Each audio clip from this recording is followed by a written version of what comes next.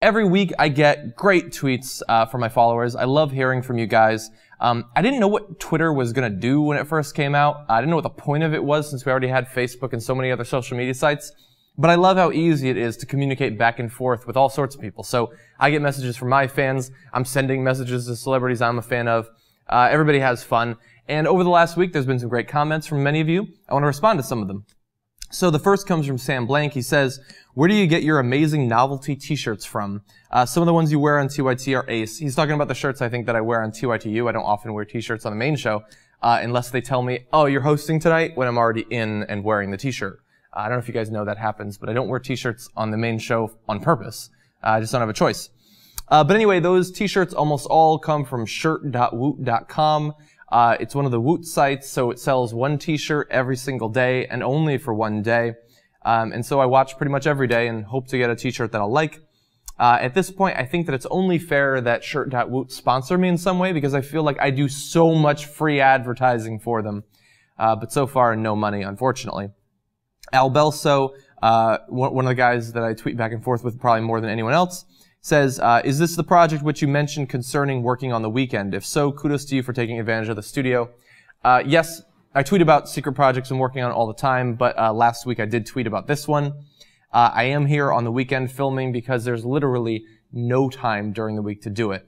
Either other shows are filming, which is constantly happening. The studio is almost never being used, or more likely I'm just busy doing other stuff. And so for the time being, at least, if I'm doing this show, you can understand that I'm coming in and doing it on the weekend, like making the graphics and producing the stories and everything. So yeah, that's the one. And it's happening again, so hurrah! The third tweet I want to talk about is coming from Miles. He says, are you going to have similar stories to the main The Young Turks, or different stories for your personal channel? That's actually a really good question. So I can answer for what the plan is right now, but understand that it's entirely subject to change. So as it stands right now, because of limited time, most likely the stories I do are going to be ones that we've already planned to do on the Friday edition of the first hour of The Young Turks. That way I've already read the story, we've already made some graphics and things like that.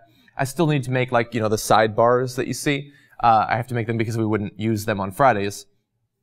But I expect that that will be the way it is.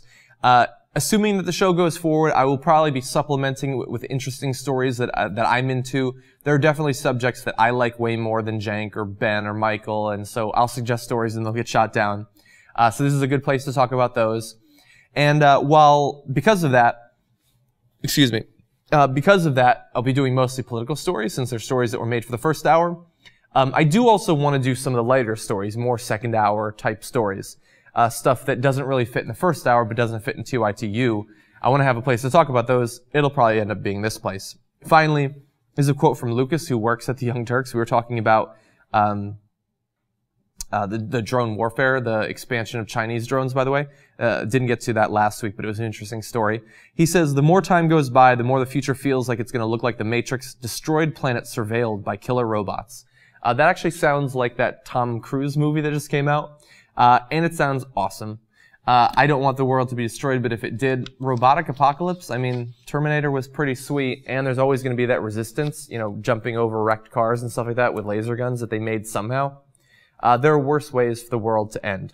Anyway, so those are the tweets that I wanted to spotlight this week. If you want to see yourself on a future edition of the Weekly Roundup, you know, just tweet me, and hopefully I'll remember them. I love talking to you guys, and when you say something interesting, I want to give you credit on the show. So that's it for this week.